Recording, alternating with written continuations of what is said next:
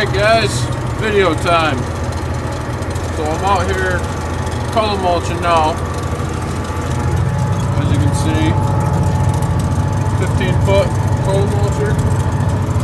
Pulling with the old white. So don't mind this little jingle in here, it's just a shifter thing. Inside there, that little shifting mechanism piece there that keeps you straight, just rattle a little bit.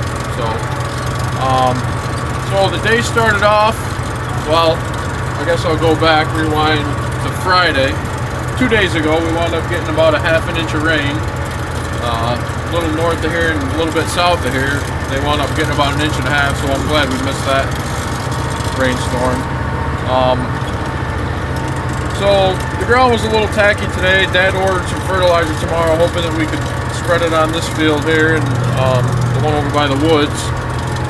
So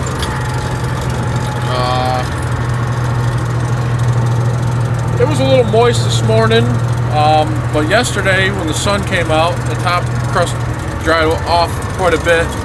This field here was fall chisel plowed, and yesterday after the rain, Dad wound up, before the rains, I'm sorry. He wound up hitting it with a disc just to kind of break it up.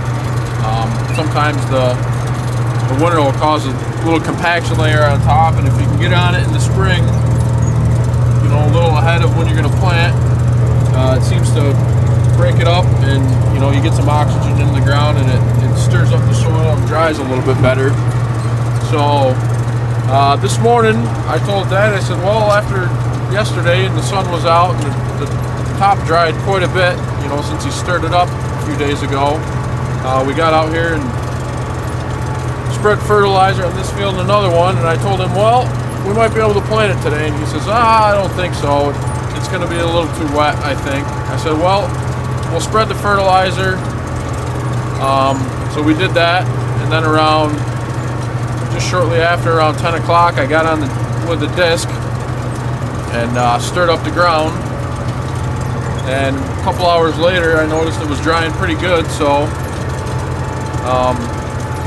I wound up coming out here, and as you can see, you know, it's not really dark. It dried up quite a bit today with the sun. I mean, it's probably low 70s, so it was definitely drying out, and this is actually going to be a real nice soil to plant, and when he comes back out here with a drill, he's going to be quite surprised and happy. So I wound up spreading the fertilizer, disked it in, let it sit and dry for a little while, and then hitting it with the Cultimulchin now, just smoothing it out, break up the little clumps and stuff, get a nice smooth surface for him. Well, it looks like he's coming out with a drill now. So doing that, smoothing it out for him, he's going to come and drill these beans. They're calling for a little bit of rain tonight, so I hate to get a field ready and then have it rain. You know, when you fit it down real fine like this and you get, say, you know, 4/10 or a half inch of rain or more, it seems like it's a pain in the ass to dry out. It's just, you know, when you work it down real fine and then it rains, it seems to be harder than hell to work down, or to dry out, I mean. So we got kind of funny ground. It's high clay content, and this soil actually likes to be worked when it's a little damp. I mean, not where it's sticking out of the tires, but just so the clods have moisture in them. Because believe me, there's a field by the road that we wound up tilling one time, and the clods were quite large, and it came about 3 or 4 days of 80-some degrees, and the damn thing's baked. And let me tell you something, we must have ran the disc over it 4 or 5 times, and it did not break those clods up. So this ground seems to work a lot better when there's a little moisture in it. The heavy clay content, once it bakes out in the sun and gets dry, boy, it can be a nightmare to try to work. So that's why I kind of had a good feeling that this field here would be ready today. It was a little moist this morning, so we waited for the dew to burn off and the sun to come out and dried the crust, and he didn't even have any mud on the tires when we fertilized it. We ran the fertilizer spreader over it. So, like I said, I got right out on it, hit it with a disc, opened it up, get it to dry out. As you can see, I don't know, maybe you can see in the video, maybe not, but it's getting light brown again. So she's definitely dry. And we've had real good luck when drilling beans into kind of a moist ground. So I think Dad's going to be very happy with this field.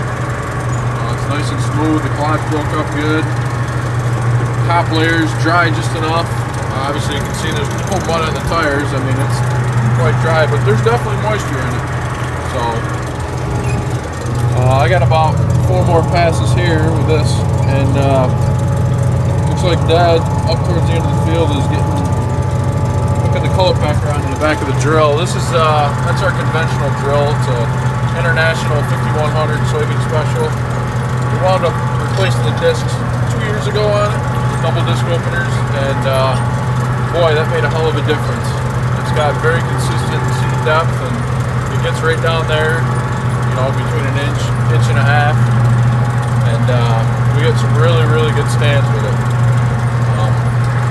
Just one of the downfalls of tilling ground is it's time consuming. You know, you chisel plow it, you let it dry, you gotta disc it twice, let it dry, you know, spread your fertilizer, so you're going over it again, and then you're going over it again to Cultimulchin to smoothen it out before you plant. So I can understand why a lot of guys like no-till. I mean, we do some no-till, probably half and half, conventional and half no-till, so they both have their advantages and disadvantages. The ground's got to be a little bit drier for no-till. Conventional till, it seems like you get a little bit better stand, so you know, it's just trade-offs. Go over the field 5 times, or do you go over it once and you know, maybe bump up your population? And you know, we're shooting for 160,000 or 165,000, I can't remember now, for population on soybeans, which is quite high, but we're putting down quite a bit of fertilizer too. So our soils are definitely